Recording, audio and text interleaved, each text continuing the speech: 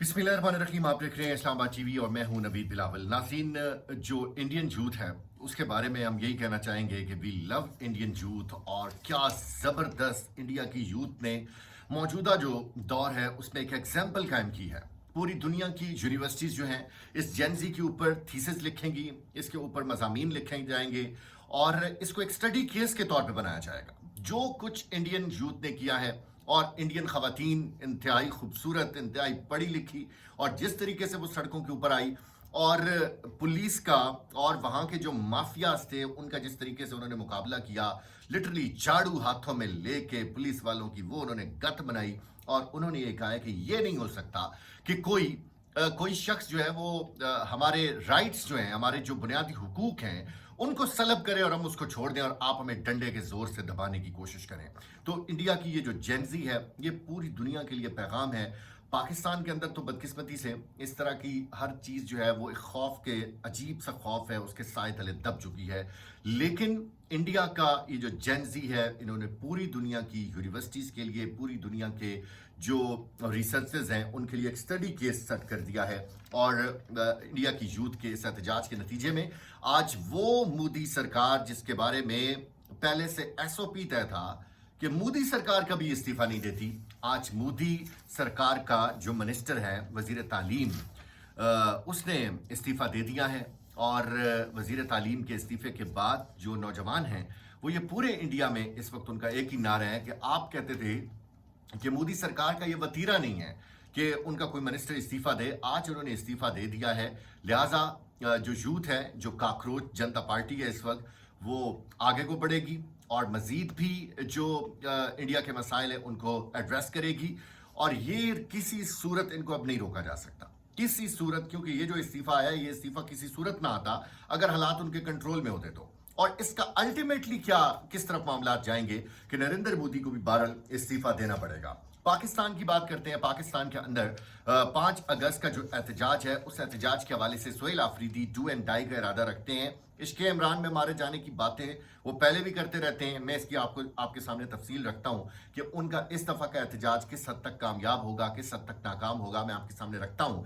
और मुझे तो ज़ाती तौर पर सोहेल आफरीदी से कोई उम्मीद नहीं है, लेकिन सोहेल आफरीदी ये कह रहे हैं कि इस दफ़ा एक हतमी शो ऑफ पावर किया जाएगा और इमरान खान साहब की रिहाई के हवाले से मुल्क गिर तहरीक का ऐलान किया जाएगा।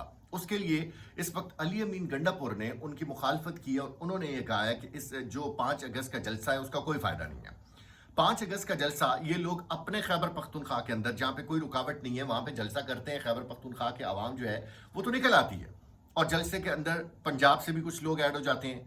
बाकी जो कुछ रहनुमा हैं, इमरान खान के कुछ जो शदाई हैं वो पहुंच जाते हैं पाकिस्तान के तुल अर्ज से, जलसा कामयाब हो जाता है। लेकिन उस जलसे का क्या फ़ायदा होता है?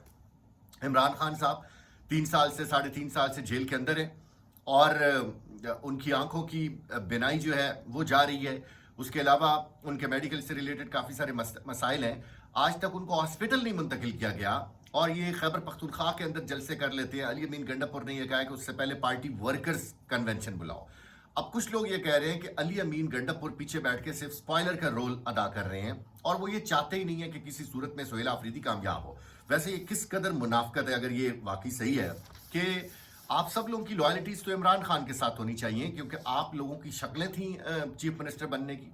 अली अमीन गंडापुर की बात करो तो अली अमीन गंडापुर को चीफ मिनिस्टर किसने बनाना था?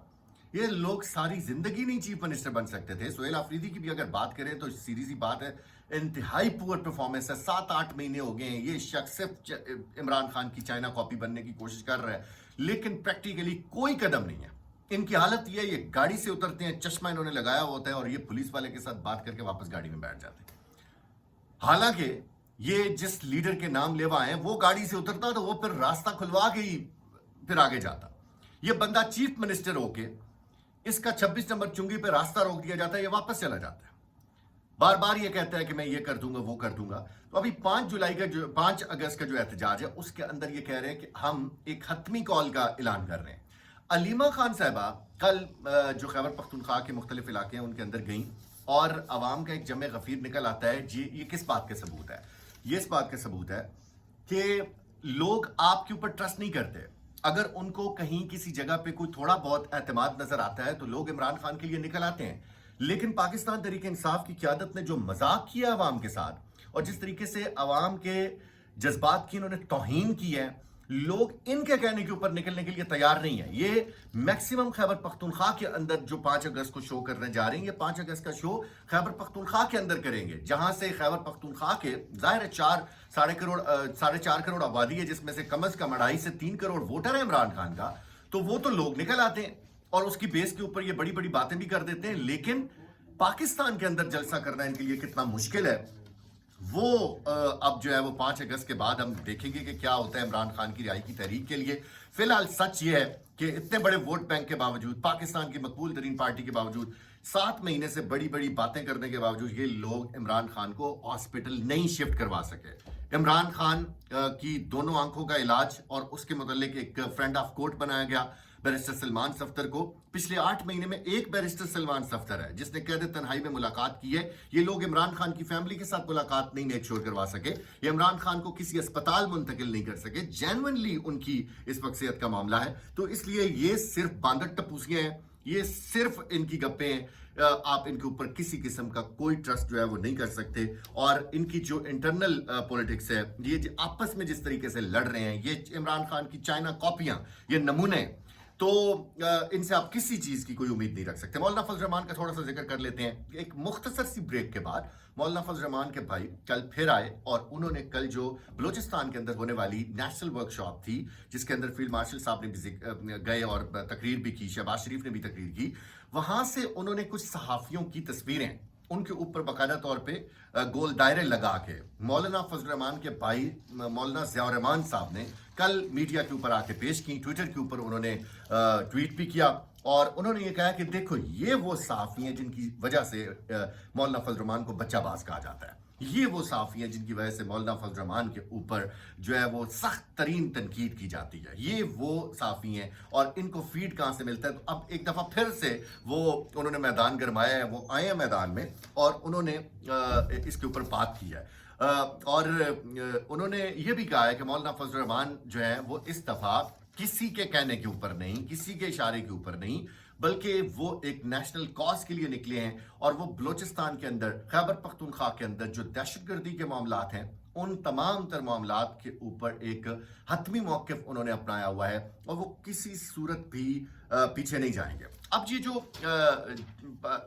26 نومبر کا جو احتجاج تھا، جس کے اندر بہت سارے لوگ مارے گئے، پاکستان تحریک انصاف یہ دعویٰ کرتی ہے۔ سلمان اکرم راجہ صاحب کل ٹویٹر کے اوپر آئے اور ٹویٹر سپیس کے اندر وہ پھٹ پڑے باقاعدہ طور پہ، اور انہوں نے یہ کہا ہے کہ جب ان سے پوچھا گیا کہ بیرسٹر سلمان صفدر اور کیا نام ہے جو بیرسٹر غور صاحب ہیں اور سلمان اکرم راجہ صاحب ہیں اور سردار لطیف کھوسا، انہوں نے بھی ٹی وی کے اوپر بیٹھ کے بہت بڑی بڑی باتیں کی تھی کہ اتنے بندے مر گئے، ہمارے پاس اتنے جو ہیں وہ ثبوت ہیں۔ تو انہوں نے کہا یہ جو کیسز لگے ہوئے تھے عدالتوں کے اندر، آپ نے اس کے اندر جا کے گواہی کیوں نہیں پیش کی؟ اور ان تمام تر مقدمات، آپ پاکستان تحریک انصاف کی نائلی دیکھیں کہ 26 تاریخ کے تمام تر مقدمات کے اندر ان مقدمات کو کلین چٹ دے کے کل عدالت نے فارغ کر دیا ہے۔ کیوں؟ کیونکہ اس کے اندر جو بیرسٹر گوہر ہیں، پاکستان تحریک انصاف کے چیئرمین ہیں، اور جو سلمان اکرم راجہ صاحب یا باقی جو لوگ ہیں، یہ بطور گواہ بھی پیش نہیں ہوئے۔ انہوں نے دعویٰ کیا کہ ہمارے بندے مارے گئے، لیکن یہ بطور گواہ بھی پیش نہیں ہوئے۔ اور ریزن کیا ہے اس کی ریزن یہ ہے کہ سلمان اکرم راجہ صاحب کہتے ہیں کہ پنجاب کے کچھ لوگ، اس کا ایک بیٹا مارا گیا، ایک بزرگ کا، ہم اس کے پاس گئے، ہم نے ان کو کہا کہ آپ کو خیبر پختونخوا شفٹ کر دیتے ہیں، منتقل کر دیتے ہیں، اور تاکہ آپ کو محفوظ بنایا جا سکے، اور اس کے بعد ہم ثبوتوں کے ساتھ آپ کو عدالت میں پیش کریں گے۔ تو وہ بابا جی یہ کہتے ہیں کہ میرا بیٹا تو چلا گیا ہے، لیکن ایجنسیوں والے میری 3 بیٹیوں کے گھر گھسے اور وہ ان کو جا کے بھیجا تنگ کر رہے ہیں۔ میں نہ خیبر پختونخوا شفٹ ہونا چاہتا ہوں اور نہ میں مزید پاکستان تحریک انصاف کا ساتھ دینا چاہتا ہوں۔ بات بیٹیوں کے اوپر آ گئی ہے اور بیٹیوں کو، بیٹا میرا ویسے چلا گیا ہے، اس لیے میرے آپ کے سامنے میں یہ جڑے ہوئے ہاتھ دیکھیں اور مجھے معاف کریں، میں نہیں جانا چاہتا۔ تو سلمان اکرم راجہ صاحب کہتے ہیں کہ اس قسم کے حالات میں عدالتیں جو ہیں، عدالتوں کے پاس جب آپ بہت بڑے بڑے دعوے لے کے جاتے ہیں تو عدالتیں ثبوت مانگتی ہیں، تو پھر اس حالت میں ہم لواحقین کو کیسے پیش کرتے؟ اس وجہ سے ہمیں اس کیس کے اوپر سے پیچھے ہٹنا پڑا۔ 5 اگست کا احتجاج، اس کے اوپر اب دیکھتے ہیں کہ کیا ہوتا ہے۔ علیمہ خان نے بہرحال اپنے بھائی کی رہائی اور اس کے لیے ایک تحریک باقاعدہ طور پہ شروع کر دی ہے. وہ گلگت تک جانے کا ارادہ رکھتی ہیں اور جہاں جہاں پہ راستے میں قیام کر رہی ہیں عوام کا ایک جم غفیر ایک سمندر اکٹھا ہو جاتا ہے. کیونکہ اسٹریٹ موومنٹ میں اگر کسی MNA کے کہنے پہ لوگوں نے نکلنا تھا تو عمران خان کی بہن ہے، ظاہر ہے زیادہ والہانہ طریقے سے لوگ ان کا استقبال کر رہے ہیں. ملتے ہیں اگلے ولاگ میں.